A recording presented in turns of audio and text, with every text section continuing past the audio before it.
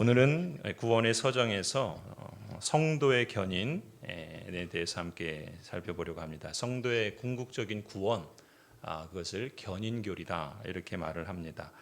먼저 첫 번째로 성도의 궁극적인 구원, 견인이란 무엇인가? 견인교리라는 것은 하나님께서 참된 성도들을 보호하시고 또 강건하게 하시고 또 견고하게 하시는 은혜의 사역을 성도의 견인이라 이렇게 부릅니다. 웨스트민스터 신앙고백서를 보시면 제17장에 이렇게 말씀합니다. 성도의 궁극적 구원, 하나님께서 그 사랑하시는 독생자 안에서 받아들여 그의 성령에 의해서 효과적으로 불러 성화시키신 자들은 은혜의 자리에서 전적으로 아주 타락할 수 없다. 그들은 은혜의 자리에서 끝까지 참아 영원히 구원받는다. 이걸 조금 풀어서 말하면 이런 겁니다. 성도의 견인에 있어서 성도가 궁극적인 구원에 이르게 하신다는 그 사역은 성부, 성자, 성령 하나님의 그 사역이라는 것이죠. 먼저 성부 하나님께서 그 사랑하시는 독생자 예수 그리스도, 성자 하나님 안에서 성령 하나님을 통해서 일하신다는 거예요. 우리가 이제까지 구원의 서정을 보면서 이 모든 구원의 순서와 과정들이 성삼위일체 하나님의 일하심이다라는 것을 강조하고 있죠. 견인도 마찬가지예요. 하나님께서 예수 그리스도 안에서 택하신 자들을 성령을 통해서 일하십니다. 어떻게 일하시는가? 창세전에 이미 선택하신 사람들을 효과적으로 부르시죠. 그리고 그들을 거룩하게 하십니다. 그리고 참 성도들을 은혜의 자리에서 결코 타락할 수 없도록 하나님께서 일하신다는 것입니다. 참된 성도는 끝까지 견디고 인내하여서 영원한 구원을 얻게 된다는 것이죠. 이것이 견인교리예요. 요한복음 17장을 보실까요? 예수님께서 말씀합니다. 내가 그들과 함께 지내는 동안 아버지께서 내게 주신 아버지의 이름으로 그들을 지키고 보호하였습니다. 예수 그리스도께서 아버지께서 주신 그러한 참된 성도들을 지키고 보호하셨다. 그래서 그들 가운데 한 사람도 잃지 않았다. 다만 멸망의 자식만 잃은 것은 성경 말씀을 이루기 위함이다. 하나님 예수 그리스도께서 부르신 12 제자들 가운데 예수 그리스도를 믿고 따랐지만 모든 사람이 다 참된 구원을 받은 건 아니라는 거예요. 참된 믿음을 가진 건 아니라는 겁니다. 교회 안에 신앙생활하는 것 같지만 모든 사람이 다 참된 성도는 아니라는 거예요. 그런데 참된 성도들에게 있어서는 하나님은 결코 그들을 잃지 않으신다는 거예요. 그들을 지키고 보호하시고 구원에 이르도록 일하신다는 것이죠. 다만 그 가운데 멸망의 자식들은 모양이 성도와 같이 보일지라도 결국 하나님의 말씀을 따라서 멸망에 이르게 된다라는 것입니다. 베드로전서 1장 5절에도 말씀하세요. 베드로 사도는 이렇게 말합니다. 하나님께서 여러분의 믿음을 보시고 하나님의 능력으로 여러분을 보호하십니다. 그래서 마지막 때에 구원을 얻게 하신다라는 것이에요. 이게 견인입니다. 고린도전서 1장에도 말씀하세요. 우리 주 예수 그리스도께서 나타나실 그날에 여러분이 흠잡을 데 없는 사람으로 설 수 있도록 하나님께서 여러분을 끝까지 튼튼히 세워주시겠다라는 것입니다. 성도의 견인은 하나님께서 참으로 회심한 자들에게 주시는 신령한 생명 그리고 그 구원을 신자 스스로 파괴할 수 없게 하시는 거예요. 아니 마귀나 세상의 유혹이나 그 부패한 본성에 의해서 그 원수들의 공격으로 사라지거나 소멸되지 않도록 지키시겠다는 것입니다. 그래서 마침내 참된 성도로 하여금 영원한 하나님의 나라의 복락에 이르도록 일하신다는 거예요. 이러한 하나님의 은혜롭고 이러한 하나님의 능력 있는 역사를 견인이다 이렇게 말해요. 이런 견인 교리의 기초에서 청교도인 토마스 왓슨 목사님이 이렇게 말합니다. 만일 한번 화면을 보실까요? 만일 여러분이 구원을 갖고 있다면 그것을 절대로 상실하지 않을 겁니다. 그런데 만일 구원을 상실한 사람이 있다면 그것은 애초부터 그 사람은 구원받지 못한 사람이라는 거예요. 한때 교회를 다니긴 했지만 구원 얻는 믿음을 갖지 못한 사람은 확실히 타락할 수 있습니다. 그러나 참된 성도는 결코 그럴 수 없다라는 거예요. 여러분, 참된 성도로서 여러분이 느끼는 것보다 훨씬 더 강력한 힘에 의해서 보호를 받고 있습니다. 그렇다면 참된 성도가 궁극적인 구원을 확신할 수 있는 근거, 즉 견인의 근거는 무엇인가? 같은 신앙고백서 17장 2항에 보면 이렇게 말합니다. 성도의 궁극적 구원, 그것은 그들의 자유의지의 힘에 달린 것이 아니고 다음 여러 여건에 의존한 것이다. 변할 수 없는 선택, 예수 그리스도의 공로와 그의 중보적 기도의 효력, 성령의 내재와 성도들에게 있는 하나님의 씨, 은혜 언약의 신실성이다. 위의 모든 여건들로부터 궁극적 구원의 확실성과 무호성이 보장된다. 우리 신앙의 표준 문서에 따르면 참된 성도의 궁극적인 구원은 여러분 자신의 의지에 달려있지 않습니다. 여러분이 선한 행위를 한다고, 여러분이 어떤 노력을 기울이고 힘을 쓴다고 거기에 달려있는 것이 아니라는 거예요. 왜 그렇을까요? 여러분의 의지는 아침 저녁으로 바뀌기 때문에 그래요. 여러분의 선행은 선을 행할 때도 있지만 욕심에 의해서 자기를 드러내기 위해서 선을 행할 때도 있고, 여러분이 힘쓰고 노력하는 것은 또 기분과 상황에 따라서 얼마든지 무너지고 깨질 수 있기 때문에 그렇습니다. 그러면 어떻게 구원에 이르겠어요? 이룰 수 없죠. 그런데 확실하고 무오하게 보장된 것이 있다면 그것은 바로 이 네 가지 근거에 의해서 참된 성도가 궁극적인 구원에 이를 수 있다라는 거예요. 그 첫 번째가 뭡니까? 성부 하나님의 선택이에요. 성부 하나님의 선택. 여러분, 성부 하나님의 선택은 영원합니다. 그리고 변하지 않아요. 사람처럼 그렇지 않습니다. 하나님은 영원하시고 불변하시는 하나님이시기 때문에 하나님께서 택하신 자들을 구원에 이르기까지 반드시 인도하신다는 겁니다. 하나님께서 계획하신 일, 그리고 하나님께서 그 계획하신 일을 이루시는 데 있어서 결코 실패란 있을 수 없어요. 만약 하나님이 실패한다면 하나님이 아니시죠. 빌립보서 1장에 이렇게 말씀합니다. 선한 일을 여러분 가운데서 시작하신 분께서 그리스도의 예수의 날까지, 즉 하나님의 나라가 완성되는 그날까지 그 일을 완성하신다. 구약 예레미야서 31장에도 말씀합니다. 나는 영원한 사랑으로 너를 사랑하였고 한결같은 사랑을 너에게 베푼다. 이것이 하나님의 선택적 사랑인 거예요. 히브리서 6장에도 말씀합니다. 하나님께서는 그 약속을 상속받는 사람들에게 당신의 뜻이 변하지 않는다는 것을 두 가지를 통해서 보이셨다는 거예요. 그걸 환히 나타내 보이시려고 뭐 하셨다는 거예요? 맹세까지 하셨다는 거예요. 하나님께서 그럴 필요가 있으십니까?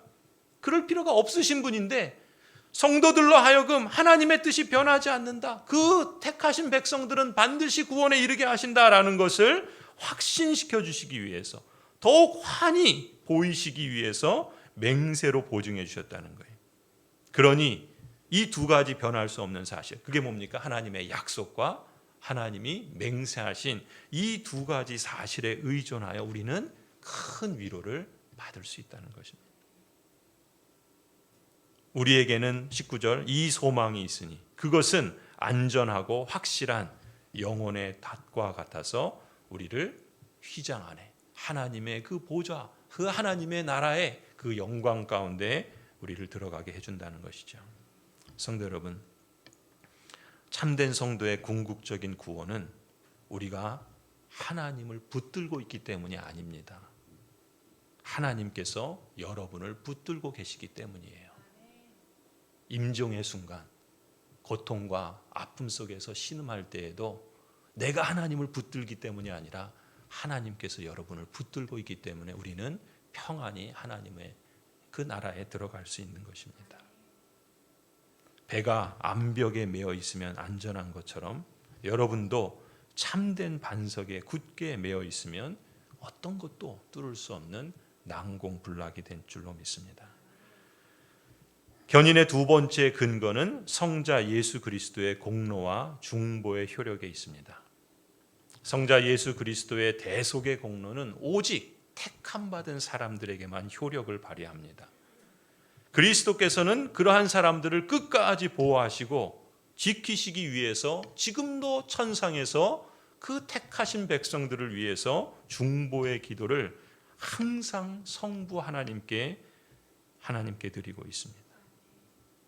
신랑 되신 예수 그리스도는 신부된 교회의 참된 성도들과 결혼을 하신 거예요. 그리고 예수 그리스도는 결코 이혼하지 않습니다.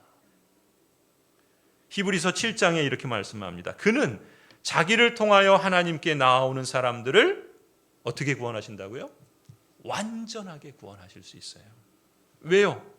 그는 늘 살아계셔서 그들을 위하여 중재 간구를 하시기 때문에 그렇습니다. 히브리서 9장 15절에도 또 말씀합니다. 그리스도는 새 언약의 중재자이십니다. 부르심을 받은 사람들로 하여금 약속된 영원한 유업을 차지하게 하셨습니다. 성도 여러분, 예수 그리스도께서 당신의 피를 흘리시면서 죽으시기까지 하신 그 대속하신 사람들입니다.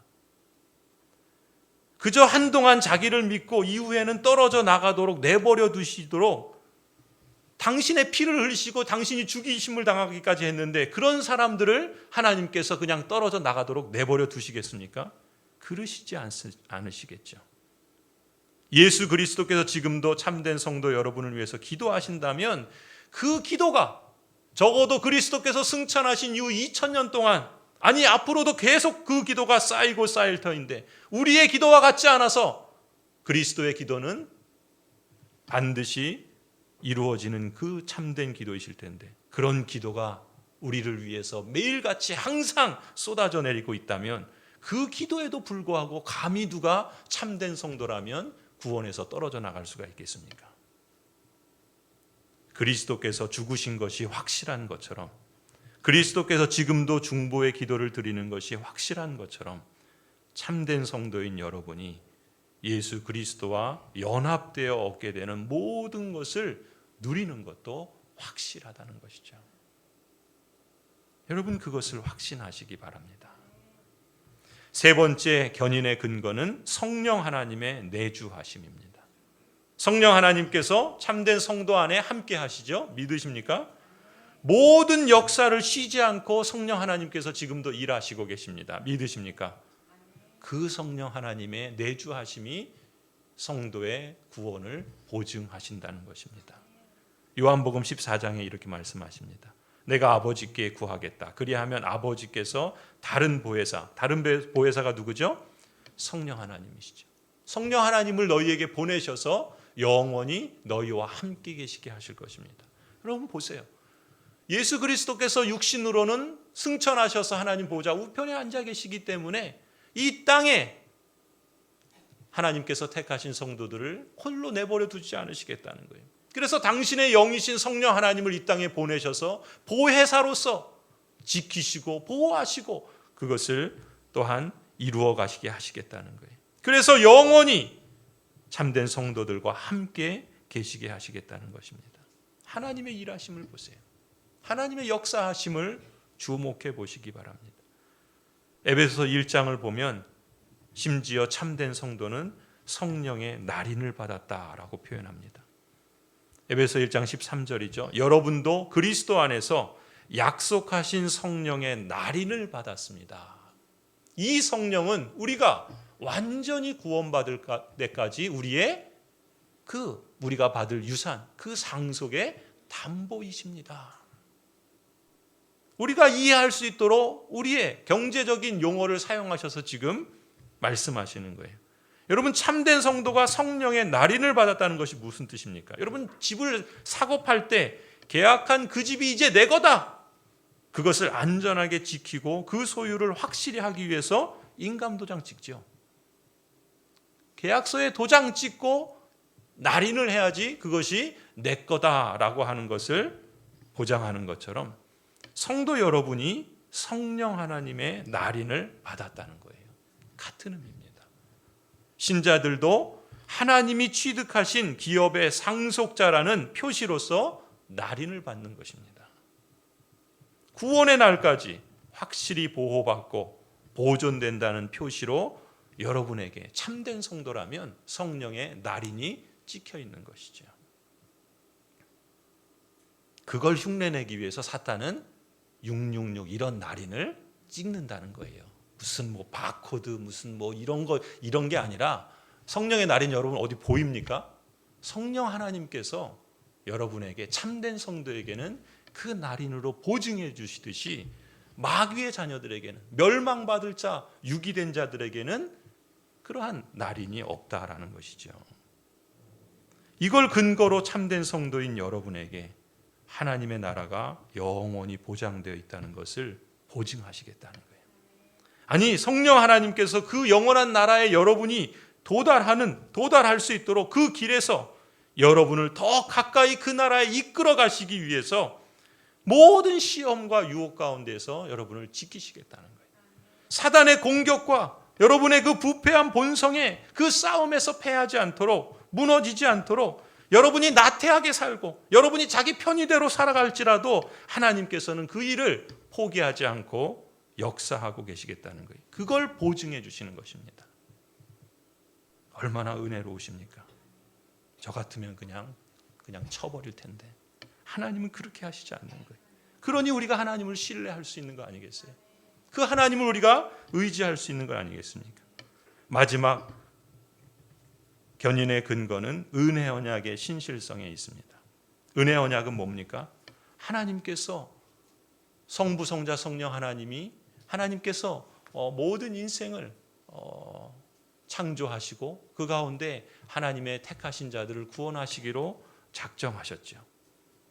하나님은 먼저 아담과 하와에게 행위 언약을 주셨어요. 하나님을 믿고 순종하고 그 뜻을 따라 살아가면 하나님께서 그들에게 영원한 생명을 주실 뿐만 아니라 그들을 통하여 하나님의 나라가 왕성하게 되어 하나님의 영광이 드러나고 그 나라의 대리 통치자로서 수종드는 아담과 하와는 그리고 그 후손들은 하나님의 영광 가운데 영원토록 즐거워할 것이라. 그런데 아담과 하와는 어떻게 했습니까? 자신이 왕이 되려고 자기 마음대로 하려고 하나님께 범죄하고 하나님을 떠나버리지 않습니까? 그러나 하나님께서는 다시 언약을 세우신 거예요. 은혜 언약이라고 하시죠. 왜 은혜 언약입니까? 하나님 편에서 그 약속을 이루시기 때문에 은혜 언약입니다. 하나님께서 세우신 언약은 이제 몇 년 동안만 효력을 발휘하다가 그냥 그쳐버리는 게 아닙니다. 하나님의 영원한 언약이라 말씀하는 것처럼 하나님의 은혜 언약은 영원토록 불변합니다. 하나님께서 약속하신 것은 반드시 이루시고 성취하십니다. 심지어 사람 편에서 그 언약을 깨뜨릴지라도 사람 편에서 불순종하고 자기 고집대로 살고 자기 편의대로 산다 할지라도 하나님의 언약은 결코 하나님 편에서 깨뜨리는 법이 없다는 것입니다. 아니 더 이상 그렇게 하지 않도록 그렇게 못하도록 막으시겠다라는 거예요. 그래서 참된 언약 백성은 그 언약을 따라 살도록 하나님께서 일하시는 거예요. 그런 응답이 그 사람에게서 은혜의 열매로서 증거로서 드러나게 된다라는 것이죠. 이사야 54장에 이렇게 말씀합니다.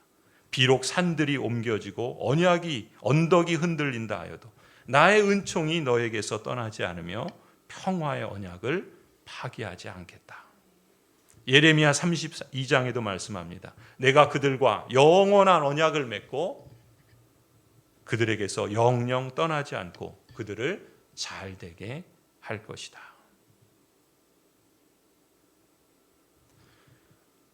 이처럼 확실하고 무오한 견인교리의 근거로 인해서 그리스도인의 소망은 또한 견고하고 실질적이고 또한 확실한 것이라 믿습니다. 그런데 여러분, 이 견인에 어려움이 없는 게 아닙니다.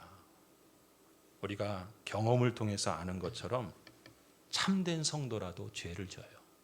참된 성도라도 자기 고집대로 삽니다. 참된 성도라도 교회를 떠나는 일들이 생길 수 있어요. 참된 성도라도 하나님께서 맡기신 직분을 가볍게 여깁니다.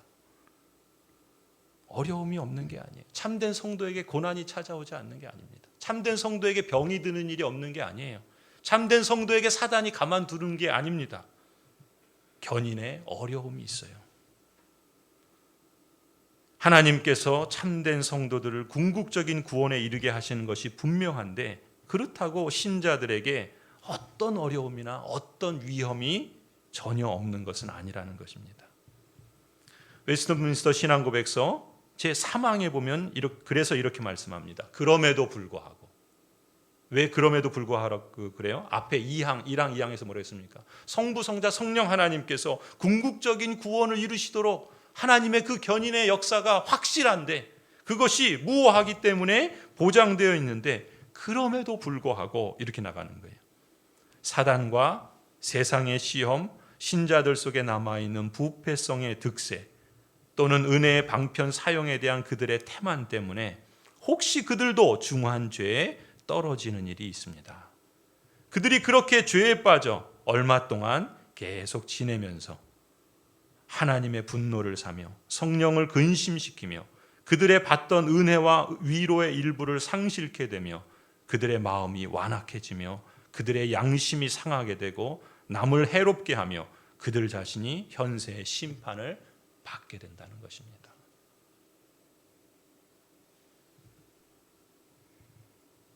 여러분, 참된 성도 역시 여전히 죄를 짓습니다. 때로는 심각한 죄에 빠지기도 해요. 다윗을 보세요. 베드로를 보십시오. 다윗은 어찌 보면 우리와 비교할 때 보통 그냥 평범한 사람들에 비교할 때 어마어마한 죄를 짓지 않습니까? 간음의 죄를 짓죠. 그걸 무마하기 위해서 살인 교사를 하죠. 그리고 그것을 숨기지 않습니까? 거짓을 행합니다. 그런데 그런 심각한 죄에 빠지기도 한다는 거예요. 베드로를 보세요. 예수님을 모른다고 하지 않습니까? 아니, 저주까지 하지 않습니까?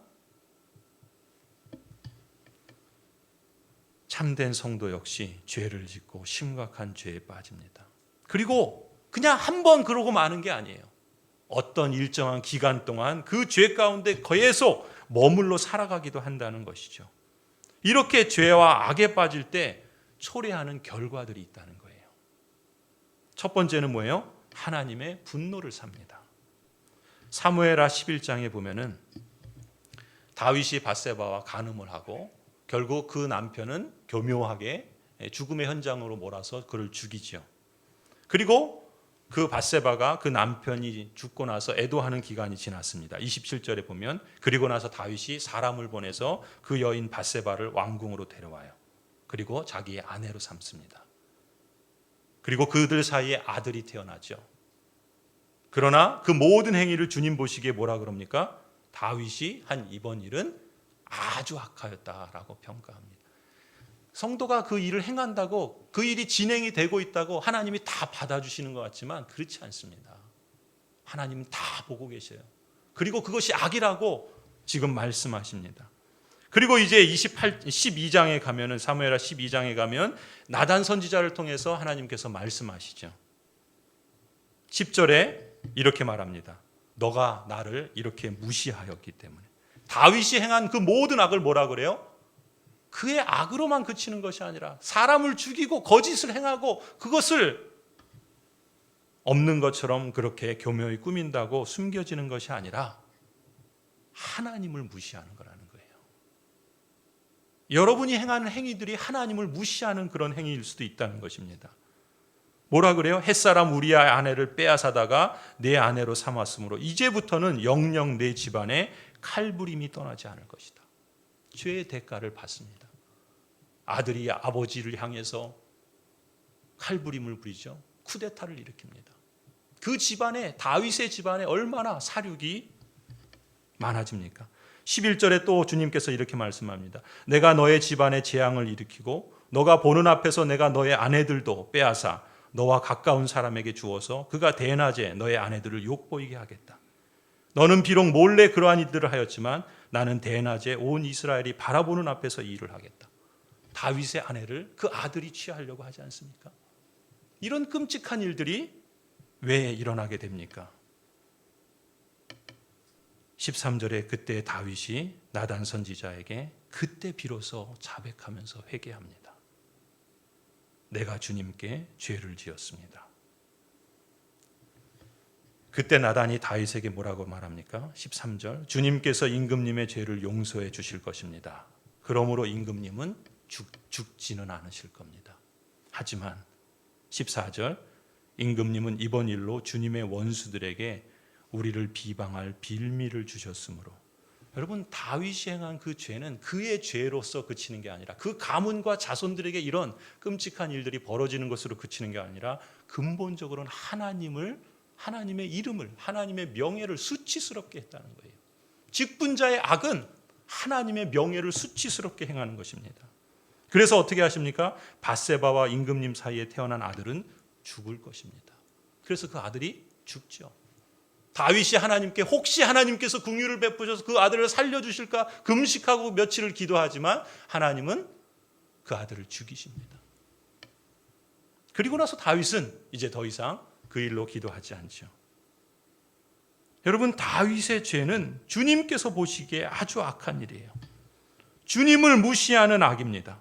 원수들에게 비방할 빌미를 주는 그런 악을 행한 거예요. 참된 성도라도 악을 행하고 악을 지속하기도 한다는 것입니다. 다윗의 죄에 대해서 하나님께서는 나단 선지자를 통해서 책망하셨죠. 그리고 죄와 악에 대해서 징계하십니다.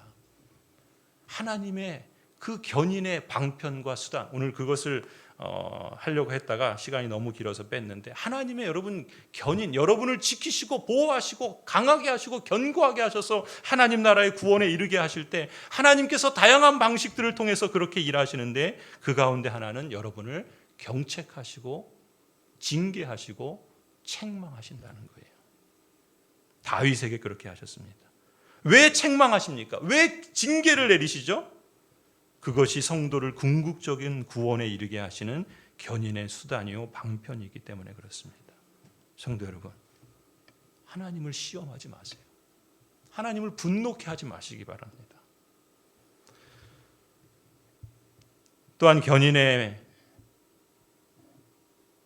어려움을 계속해서 웨스트민스터 신앙고백서는 이렇게 말하죠.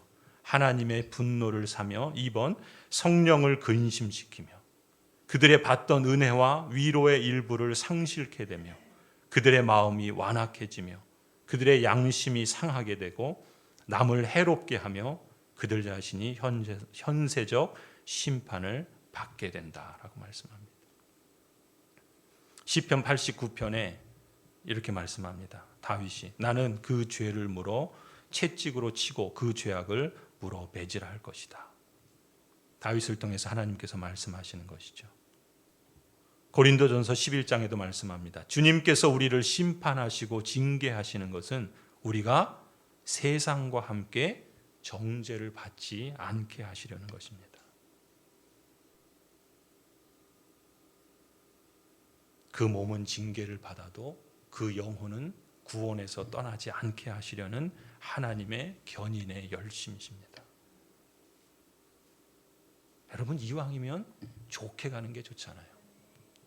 왜 하나님의 분노를 사고, 왜 하나님의 징계를 받으며, 왜 하나님께서 행하게 원하지 않으시는 그러한 삶을 자초합니까? 우리가 그렇게 어리석습니다. 우리가 그렇게 무지하고 무능할 뿐만 아니라 완악하고 죄를 범하기도 합니다. 그 길을 떠나야지요. 그 길을 들어서지 말아야지요. 그런데 놀라운 건 뭐예요? 그리할지라도 하나님께서는 참된 성도는 결코 포기하지 않으신다는 거예요. 여기서 우리가 주목할 점이 있습니다. 여러분, 중요한 것은 길에서 넘어지는 것과 길에서 벗어나는 것은 완전히 다른 거예요. 은혜에서 후퇴하는 것과 은혜에서 잘라져 나가는 것은 완전히 다른 일입니다. 참된 성도라도 한동안 죄에 빠질 수 있다 그랬어요. 그렇다면 여러분, 죄를 짓는다고 모두 은혜에서 떨어져 나가는가? 아닙니다. 왜냐하면 참된 신자라도 넘어지지만 하나님께서 징계의 매를 드시든 현세적 심판을 받게 하시든 견인의 수단을 동원하셔서 완전히 떨어져 나가지 않도록 역사하시기 때문에 그렇습니다. 그러면 그 사람은 죄를 지어도 그냥 마냥 안전할 것인가? 그렇지 않습니다. 하나님을 두려워해야 합니다. 하나님을 경외해야 하겠죠. 하나님을 가볍게 여겨서 무시하거나 원수들의 비방을 사는 빌미를 제공하거나 교만하거나 나태하거나 자기 편의대로 방종하는 마음을 품지 말아야 할 것입니다. 죄에 대해서 여러분 하나님께서 어떻게 하십니까?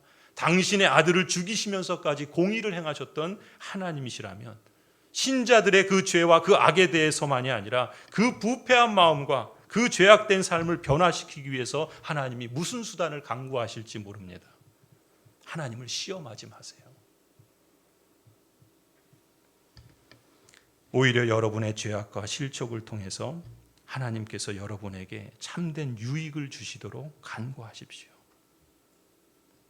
청교도인 리차드 십스 목사님은 이렇게 말합니다. 종종 하나님의 자녀들은 실족을 통해 유익을 얻는데 그것이 이후 살아갈 길을 더 신중하게 보도록 자극하기 때문입니다.